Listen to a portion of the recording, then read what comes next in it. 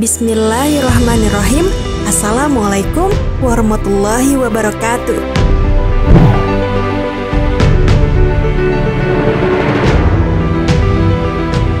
Sahabat Muslim, asal-usul ibadah kurban berasal dari peristiwa sejarah penyembelihan Nabi Ismail oleh Nabi Ibrahim alaihissalam.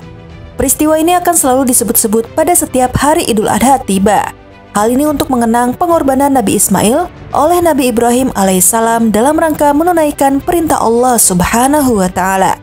Berkat ketulusan hati beliau, Allah menerima ibadah kurban mereka dan menggantikan tempat Nabi Ismail dengan seekor kibas atau kambing yang menurut sejumlah riwayat disebut berasal dari surga.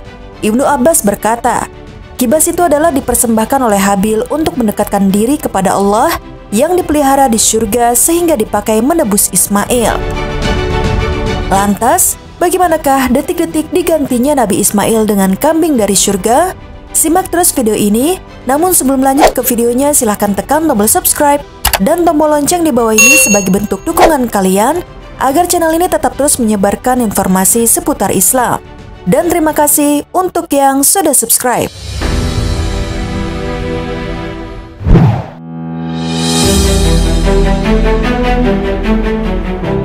Sahabat Muslim, peristiwa penyembelihan Nabi Ismail dan asal-usul ibadah kurban ini diceritakan dalam surah As-Saffat ayat 99 sampai 102 yang dimulai dari kisah penantian panjang Nabi Ibrahim akan kehadiran seorang anak.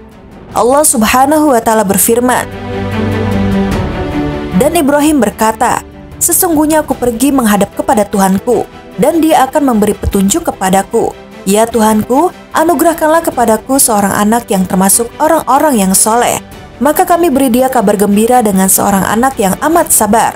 Maka tatkala anak itu sampai pada umur sanggup berusaha bersama-sama Ibrahim, Ibrahim berkata, Hai anakku, sesungguhnya aku melihat dalam mimpi bahwa aku menyembelihmu. Maka fikirkanlah apa pendapatmu. Ia menjawab, Hai bapakku, kerjakanlah apa yang diperintahkan kepadamu. Insya Allah kamu akan mendapati termasuk orang-orang yang sabar. Quran Surat As-Saffat ayat 99 sampai 102. Menurut Ibnu Katsir dalam kitabnya Tafsir Al-Quran Al-Azim, tujuan Nabi Ibrahim ingin memiliki seorang buah hati selain sebagai penyambung garis keturunan adalah agar anaknya menjadi orang yang melanjutkan dakwah untuk mentauhidkan Allah Subhanahu wa Ta'ala serta menggantikan kaum dan keluarganya yang ingkar kepadanya. Ketika anak yang telah diidam-idamkan Nabi Ibrahim telah lahir dan tumbuh besar, lalu tibalah perintah ilahi yang menjadi ujian baginya. Nabi Ibrahim diperintahkan oleh Allah Subhanahu wa Ta'ala melalui mimpi untuk menyembelih anaknya yang begitu ia cintai. Sulit bagi kita untuk menggambarkan bagaimana perasaan Nabi Ibrahim saat itu, namun yang pasti beliau tetap melaksanakannya meskipun teramat berat. Pada mulanya, Nabi Ibrahim agak ragu terkait mimpinya tersebut. Mutakir bin Sulaiman menyebutkan, sebagaimana dikutip oleh Imam Al-Qurtubi dalam tafsir Al-Qurtubi, Nabi Ibrahim baru yakin terhadap mimpinya setelah mimpi tersebut terulang selama 3 malam berturut-turut. Dengan kemantapan hati, ia kemudian melakukan perintah itu. Mimpi yang diterima Nabi adalah wahyu. Ibrahim menyampaikan perihal mimpinya kepada Ismail. Sebagai seorang ayah yang bijaksana, beliau tidak memaksakan kehendaknya. Namun Ibrahim melaksanakan perintah Allah dengan penuh keyakinan dan tawakal kepadanya. Ada hal menarik yang beliau lakukan, yakni memberitahukan perintah tersebut terlebih dahulu kepada sang anak guna menenangkan hatinya.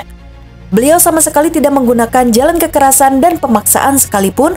Apa yang akan dilakukannya adalah perintah Allah yang maha mutlak. Setelah mengetahui Nabi Ismail bersedia menunaikan perintah Allah Subhanahu wa Ta'ala, Nabi Ibrahim kemudian membawa anaknya tercinta untuk bersiap-siap.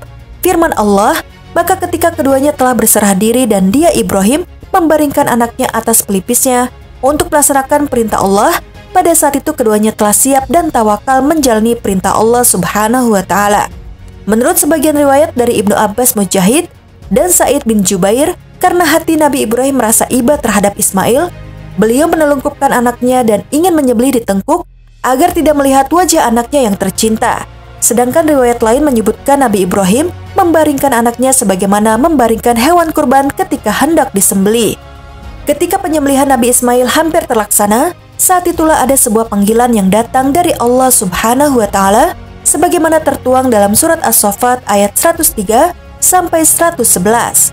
Allah Subhanahu wa Ta'ala berfirman, Tatkala keduanya telah berserah diri dan Ibrahim membaringkan anaknya atas pelipisnya, nyatalah kesabaran keduanya. Dan kami panggillah dia, "Hai Ibrahim, sesungguhnya kamu telah membenarkan mimpi itu. Sesungguhnya demikianlah kami memberi balasan kepada orang-orang yang berbuat baik. Sesungguhnya ini benar-benar suatu ujian yang nyata. Dan kami tebus anak itu dengan seekor sembelihan yang besar. Kami abadikan untuk Ibrahim itu pujian yang baik di kalangan orang-orang yang datang kemudian, yaitu kesejahteraan dilimpahkan atas Ibrahim. Demikianlah kami memberi balasan kepada orang-orang yang berbuat baik. Sesungguhnya ia termasuk hamba-hamba kami yang beriman." Berkat ketabahan, keikhlasan, serta keyakinan Nabi Ibrahim dan Nabi Ismail, Allah Subhanahu wa Ta'ala memberikan anugerah yang teramat besar bagi keduanya. Peristiwa asal-usul ibadah kurban ini kemudian diakhiri dengan penegasan bahwa Nabi Ibrahim benar-benar adalah hamba sekaligus utusan Allah Subhanahu wa Ta'ala, dan ia termasuk di antara orang-orang yang soleh.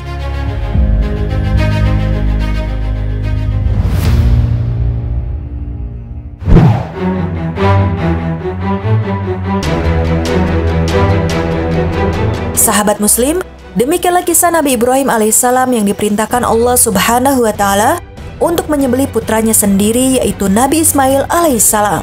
Allah Subhanahu wa Ta'ala seakan menyatakan bahwa penyembelihan Nabi Ismail alaihissalam pada hakikatnya itu adalah ujian yang dia berikan kepada Nabi Ibrahim alaihissalam. Jika ia lulus, maka akan kami beri anugerah. Masya Allah. Semoga kita bisa mengambil hikmah dari kisah ini. Amin ya rabbal alamin. Sekian video kali ini. Wassalamualaikum warahmatullahi wabarakatuh.